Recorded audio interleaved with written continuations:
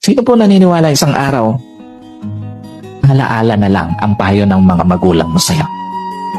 At sino po naniniwala, isang araw, yung nanay na kasama mo ngayon, maaaring katabi mo ngayon, yung tatay na kasama mo ngayon, isang araw, aalalahanin mo na lang din. Hindi kayo forever na magkasama. Kaya nga, lahat ng magulang hanggat kasama pa yung anak, gagawin ng lahat. Ipapayo lahat ng mabuti, paaalalahanan ng anak kasi alam niya, isang araw, iiwan niya yung kanyang mga anak.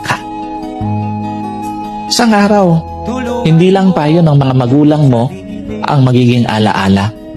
Kahit magulang mo isang araw, magiging alaala na lang sa buhay mo. Kaya nga napakapalad mo kung may magulang ka pa ngayon na kasama, may magulang ka pa ngayon na nagpapayo sa'yo, may magulang ka pa nagpapaalala sa'yo. Kasi one day, wala na yan sa tabi mo. Yung mga payo niya, alaala na lang din sa buhay mo.